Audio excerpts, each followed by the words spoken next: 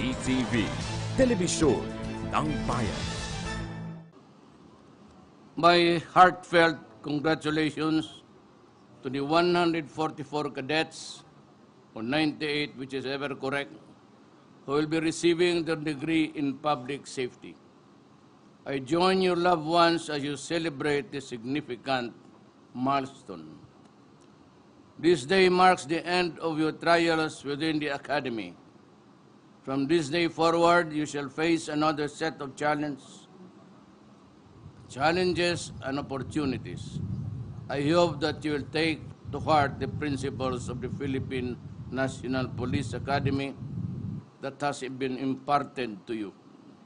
In times when your resolve is being tested, always look back what drove you to become part of the police force. On current war on illegal drugs and crime has claimed the lives of some of your comrades. More than just policemen and women, let us remember that those brave souls who were also family members who selflessly laid down their lives to see a better tomorrow for the present and future generation. We will not allow them to become mere statistics.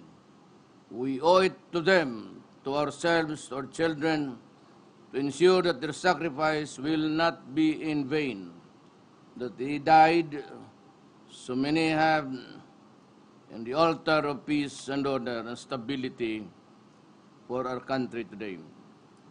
The government will ensure our policemen that their families will be taken care of.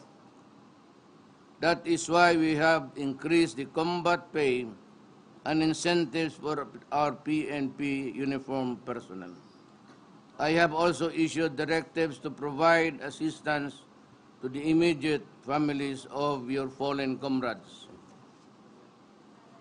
For the Masidla Class 2017, the arduous task of keeping our nation safe is just beginning. Never be discouraged. No matter how formidable the odds may be stacked against you, you will find that the most daunting situations will bring out the best of the people. The government will be with you as you fight in the front lines for that dream of a better tomorrow and safer Philippines.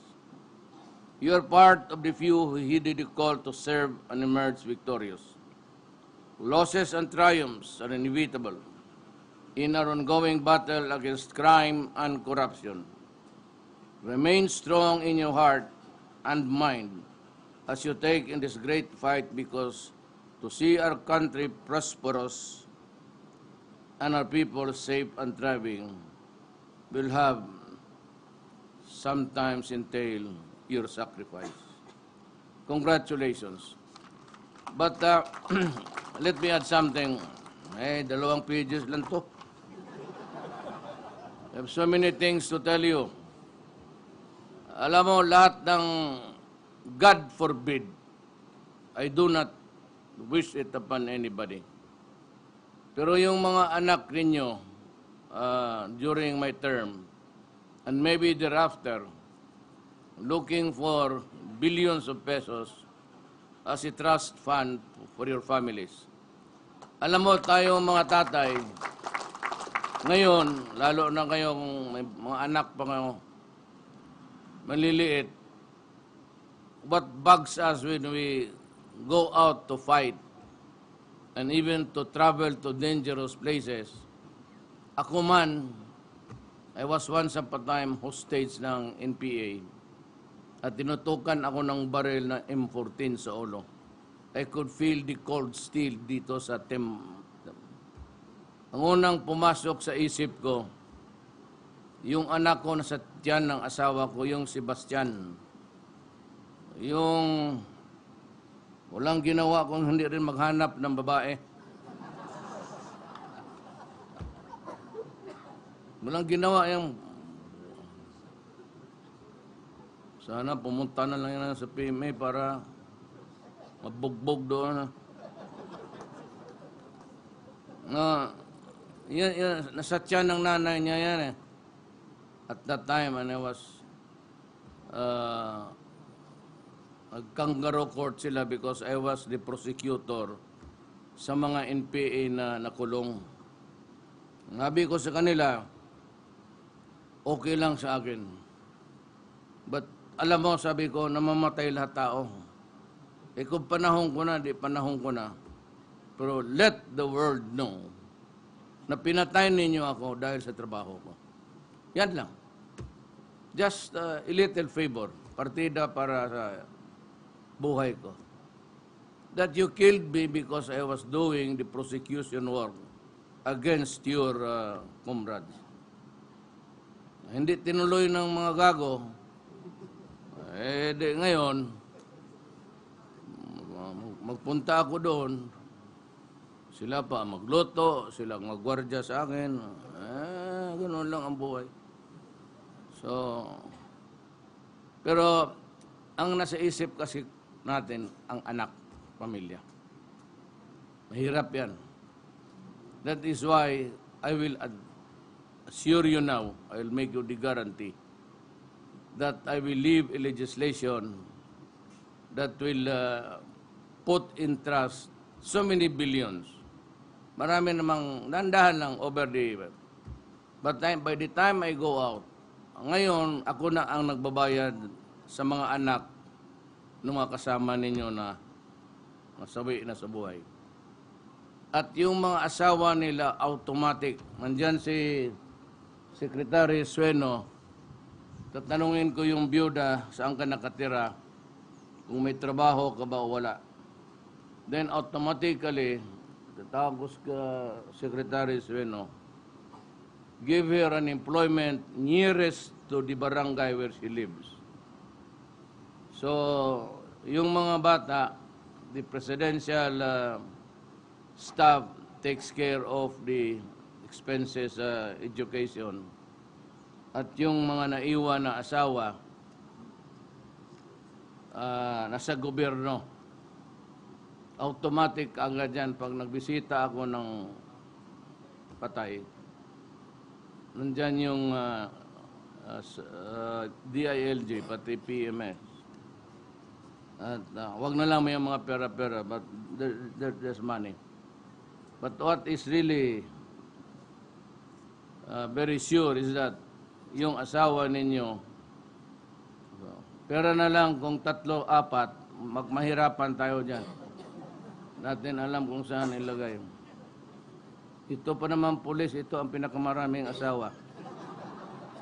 Alam ba ninyo yan? I've been mayor for 23 years. Every time I attend the burial of a police, either died because of sickness or sa disgrasya. In about 5 burials, may 2 talaga dyan na 3, 4 ang pamilya, sabay-sabay mag-iyak. Bakit kayo ganon? Mayor ng Davao, 3 lang kayo, 4. Klase. Kukumpetensya kayo eh. I don't know why, kaya ako galit dyan sa your officers. My advice is, yung mga tao dyan na magpapatrol, nagpaparking dyan sa mga kabare, dyan sa mga ganun yan eh. So, ang magandang babae dyan, pupunta doon sa gangster na may pera, o yung polis na matapang. Yan dyan. Kaya ang army, wala eh, sa bukid. Hindi na makakalabas ng kampo. Kayo, patrol ng patrol. Puro babae ang pinapatrol. Ayan, nagkakaproblema tayo. And Davao was very strict. I do not allow the parking of police jeeps right beside yung mga bar, mga... Kasi dyan nag-umpisa ang... Nagkapusin ang kalukuhan. Pero karamihan talaga, do not be insulted because it is true.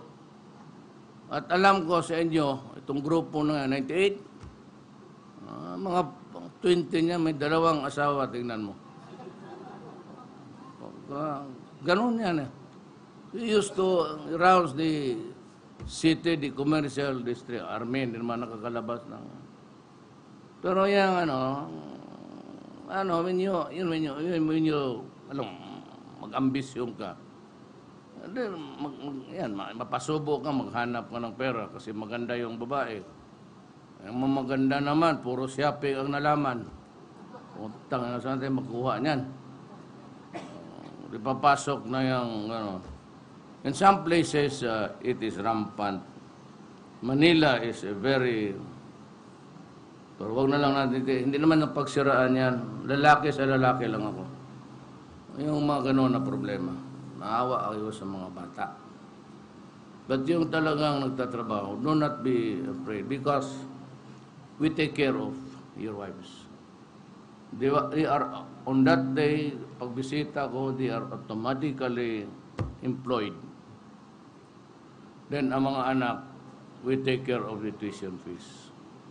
I hope it would be institutionalized, and that is my dream, about 3 to 4 years in place na yan. So lahat ng mga anak ninyo hanggang college, wag naman yung bugoy. Kung nadudroga, hindi natin pera yan eh. But for those who are really gusto nilang mag-aral, walang problema yan. Government will take over your worries. Yours, fight for the country. Do it right. You have been lectured on the rules of how to do it. Do it right. At kung napasubo kayo sa inyong performance of duty or duty connected, ako ang may sagot niyan. And I will provide the legal, alam mo, ang police, lalo na kung hindi official, on the day that they are suspended, wala ng pagkain at putol na ang pag-aaral ng mga bata. There has to be a change in that law or regulation. Kasi masama na nga na may nangyari, tapos madamay ang pamilya pati anak. There has to be a way which you can continue receiving your salary for a while so that your family will have rice on the table and the children can continue with their study.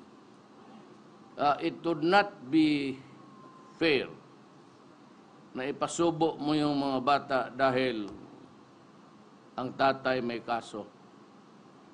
Bigamy. Dalawang asawa, tatlo. Yan ang gusto kong pulis na pupunta sa opisina ko. Papiliin ko kayo. Noon sa mayor ako, tanongin mo yung mga pulis dyan. Tanongin mo si De La Rosa. Either bugbugin kita sa harap ng misis mo na binugbog mo, o pailan kita ng kaso. Ay, karamihan dyan ang mabugbog ng asawa. Do not do that. Do not do that. May mga kaso na ko, hindi ako makatulong sa inyo. Performance of duty, 1,000 ang napatay mo, okay lang. I will defend you. I will protect you. Is that clear? I don't hear any response pa. Is that clear? Basta wag lang babae, ha? Naya na pag matanda na kagaya sa akin. Kasi medyo, do not follow your leader. Yung leader ninyo, yung sila, hindi ako. Thank you.